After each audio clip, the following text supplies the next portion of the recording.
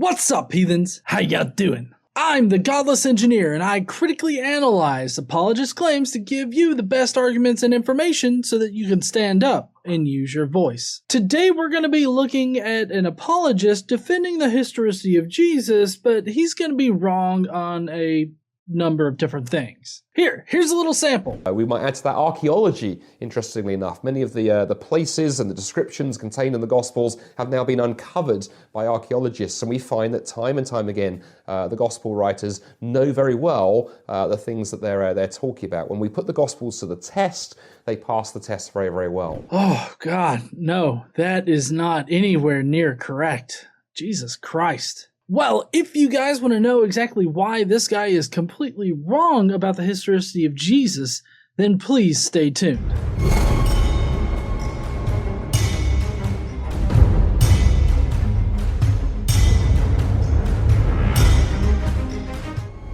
Alright, heathens, well, if you didn't know, I do have an app in all of the app stores called CHRESTUS. You can go there right now and get it, and it contains all of the great information that I'm going to be telling you guys today, plus a whole bunch more. It's even got a Bayesian calculator in it so that you yourself can ascertain how likely it is that something happened in the past. If you want more great information about early Christianity and whether or not Jesus is an actual historical figure, then definitely download the CHRESTUS app. Alright, heathens, well, let's see what this guy has for us.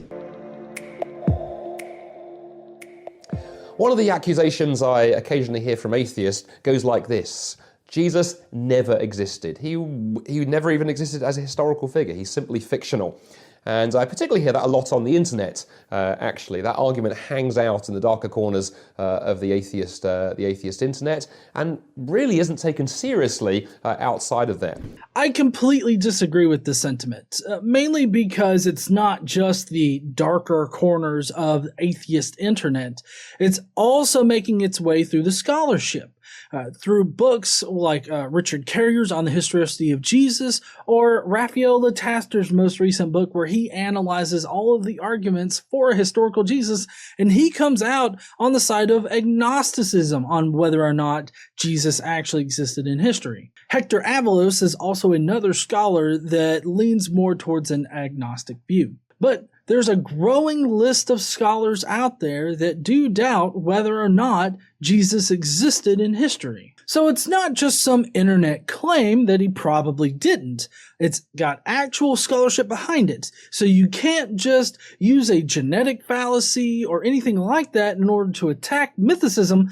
You now have to attack it at the scholarly level by addressing all of the counter evidence to a historical Jesus. But also to caution people, I don't think that you should colloquially bring up this topic whenever you're discussing whether or not Christianity is true. There are Christians out there that could consider mythicism to be true, but also for Christianity to be true. Not necessarily in the historical sense, but more in a spiritual sense. So I don't recommend that anybody use mythicism as an argument directly against Christianity, but only in the very specific conversation of historicity of the Bible. So right off the bat, this guy starts off with a genetic fallacy, trying to place mythicism in this crazy dark corner of the internet that nobody takes seriously, when in fact it just shows that he's ignorant of the scholarship that's actually been done on this particular subject. At least the critical scholarship that's counter to his own opinion of the subject. For example, I don't know of a serious credentialed historian working at any mainstream university anywhere in Europe or the UK or the United States or Canada who would make that argument. In fact, what's interesting, when you actually go and look at the writings of men and women who are credentialed historians who are working on the first century, it doesn't matter whether they are Christian or Jewish or agnostic or atheist, they would all take the view that the evidence is overwhelming that Jesus existed. Well, that's because their opinions are based on outdated and uninformed scholarly opinions. Also, I want you to notice the hyper-specific requirement of scholars that are teaching at major universities in this field. It's not just historians in general. It's hyper-specific to people that are teaching at a professional level. Now, This is key because the majority of those people that work in those positions at universities and such are in fact not agnostics and are not atheists. That particular field is primarily occupied by Christians, specifically Christian apologists and scholars. So, of course, these people are not really going to be entertaining the idea that Jesus didn't exist. That's not to say that they can't entertain that position. They totally can. But the kind of restrictive dogma that Christianity really pushes doesn't exactly allow them to venture outside of what's acceptable. One way that you can know this is that these universities and institutions have specific requirements that these professors and people that graduate from their schools sign a declaration or statement of faith, meaning that they faithfully believe in the religion. So I ask you, how can you really trust them to give you an unbiased and actual objective look at history on this particular subject when they have to sign statements of faith declaring that they completely believe in the faith? And if you don't believe me that they do take action against people that step outside of this norm, all you got to do is look at David Fitzgerald's first book in his Jesus Mything in Action series. He lists a whole host of people that have actually been punished for stepping outside of the norm. This would include people that showed that Abraham, Noah, Moses, and all of them didn't really exist in history, which is now the consensus among historians. So whenever you hear this claim that, oh, nobody that's teaching in these positions and nobody that's graduated from these particular schools would ever claim this, it's because the majority of them are Christian. And while they do have some tokens in there, like Bart Ehrman and other atheists that are historicists too, they may have a few of those, but the majority of the people that he's talking about, and when he talks about the majority of the people in this field, he's primarily talking about Christians. In fact, let me just give you one example. One of the most famous skeptical historians writing today on early Christianity and the Bible and Jesus is a gentleman called Bart Ehrman, based at the University of North Carolina in the USA. And Bart is a very committed agnostic, almost an atheist by his definition, written many critical books on Christianity. But a few years ago, he actually felt compelled to write a book called Did Jesus Exist? And in the introduction to that book, he talks about how frustrated he is as a historian that he had to actually write that book because it's just so patently obvious when you study the evidence. Well, if it was so obvious, why is it that when people that are not afflicted by the dogma that Christianity teaches, why is it that when they look at this information, they're not exactly convinced, but also people within this scholarly consensus that you talk about regularly disagree on the evidence? Just take, for example, Robert Van Voorst. He would disagree with a lot of the apologists and professors that are teaching right now on the idea that like Marbar Serapion can be used to prove that Jesus existed, or Pliny the Younger can be used to prove that Jesus existed, or even Tacitus. So when he talks about how it's so blatantly obvious that Jesus existed in history, he's not exactly being all that honest about what the scholarship actually says. Well, I guess he could just be ignorant of it because he hasn't really researched all that much, at least not as far as to go into the critical scholarship of the sources. He seems to only cherry pick out what he likes, as we'll see when he quotes Bart Ehrman and uses Bart Ehrman later. But let me read you something that Bart says in that book. Towards the end of the introduction, he says, "I am not a Christian, and I have no interest in promoting a Christian cause or a Christian agenda. But as a historian, I think evidence matters, and the past matters, and for anyone to whom both evidence and the past matter, a dispassionate consideration of the case makes it quite plain Jesus did exist." Well, dear Bart Ehrman, I care about evidence too. I just think that you're wrong. Bart Ehrman bases his case for the historicity of Jesus on the same bad evidence that other apologists also base their case for historicity on. But The weird thing is that the same evidence that Bart Ehrman uses to establish the historicity of Jesus is the exact same evidence that Christian apologists use to prove the resurrection of Jesus. That should kind of give you a little bit of pause there, because there should be a clear distinction between proving just the mundane fact of Jesus existing in history and proving that Jesus actually rose from the dead. There should be a stark difference there in the evidence, but there's not. So I get that Bart Ehrman doesn't like covering the topic of mythicism, but the plain and simple fact is that the more people actually look into this subject, the more they realize that the evidence for Jesus is not as strong as a lot of these apologists and scholars like to purport it as.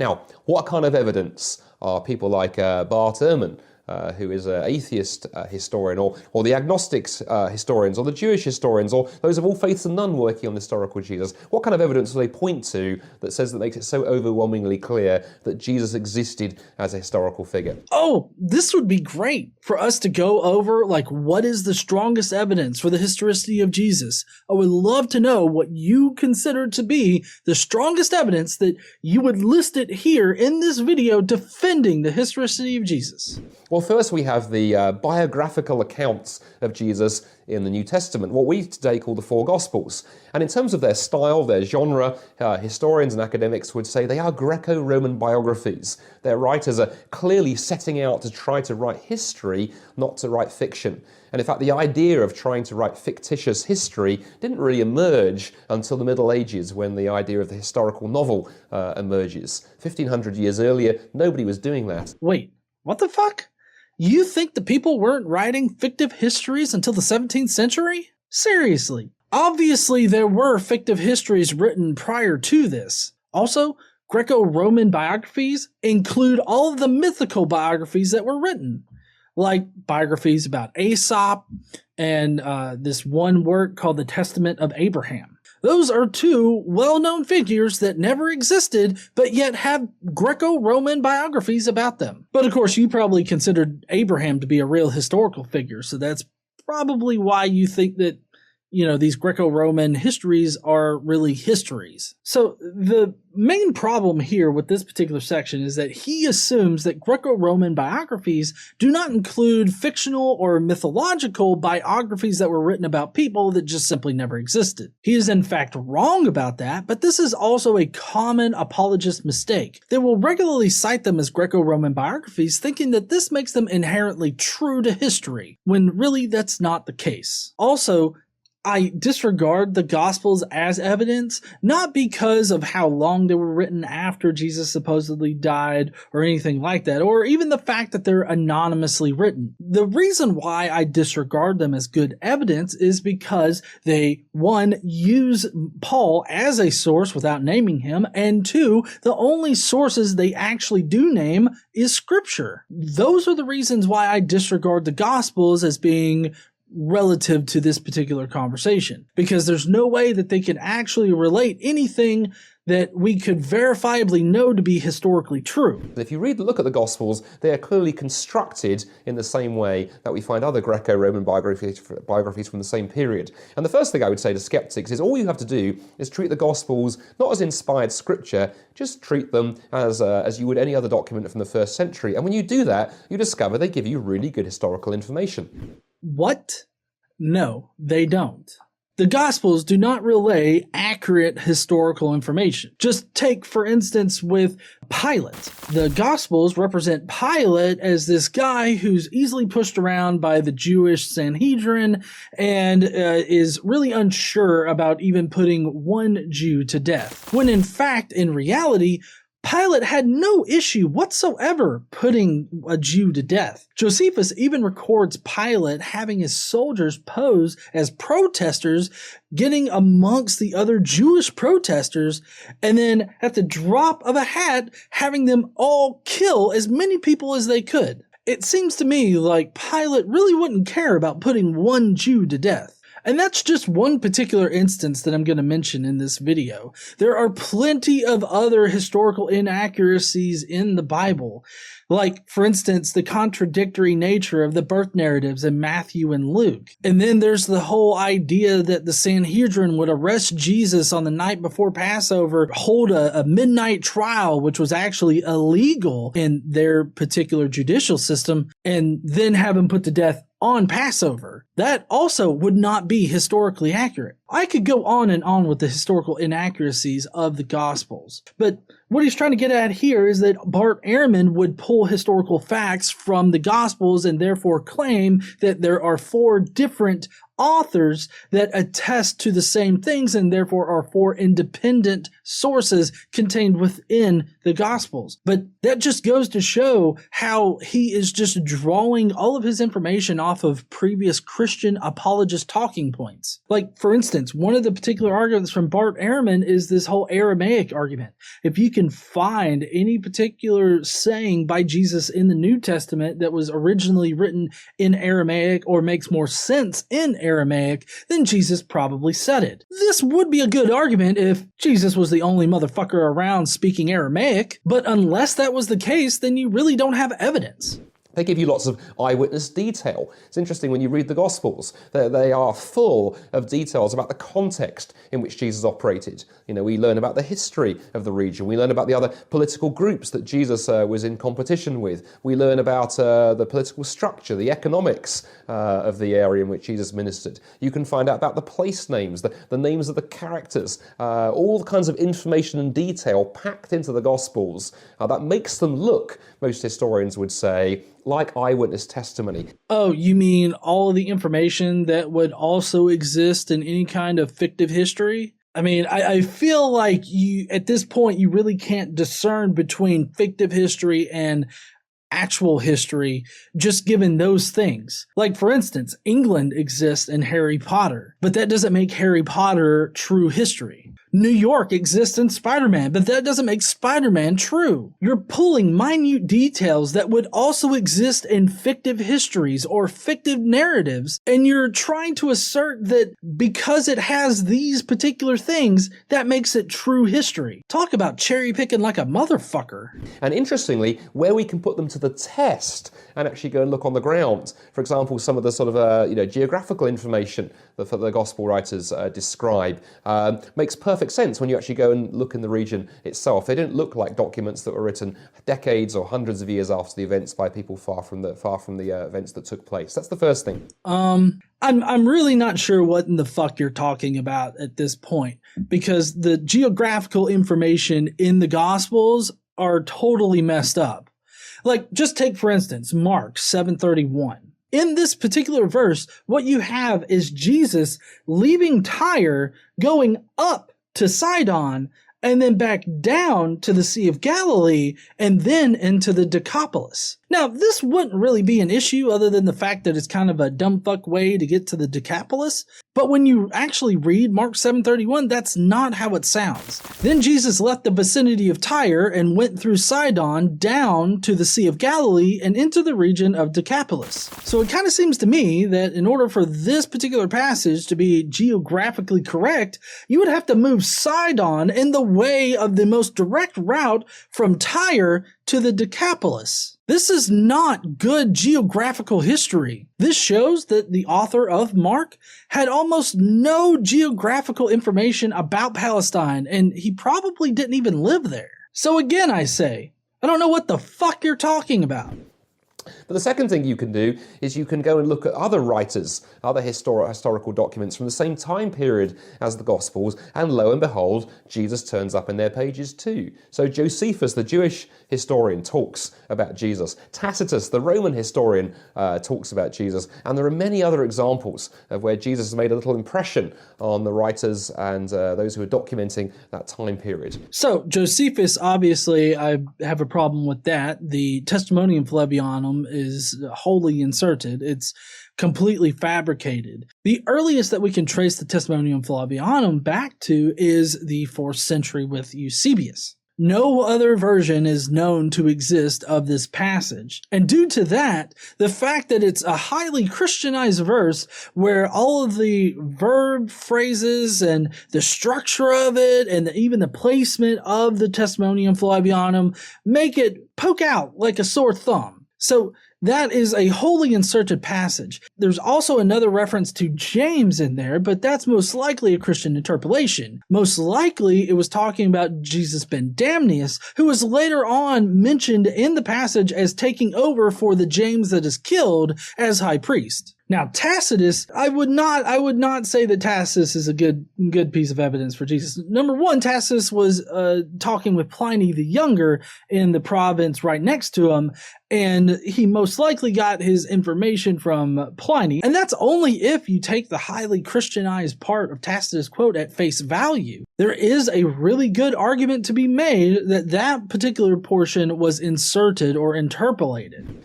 We might add to that archaeology, interestingly enough. Many of the places and the descriptions contained in the Gospels have now been uncovered by archaeologists, and we find that time and time again, the Gospel writers know very well the things that they're talking about. Citation fucking needed. What archaeological evidence are you talking about? I have no idea what you could be talking about that confirms the Gospels, other than maybe the Pilate stone? But really, that just corroborates the idea that Pilate was reigning in that region during that time, which would also be a fact that would be prevalent in fictive histories or fictive narratives. When we put the Gospels to the test, they pass the test very, very well. But then finally, I think the last powerful piece of evidence for the existence of Jesus of Nazareth, many historians, be they Christian, Jewish, agnostic, or atheist, would say, is the beginnings of the early church.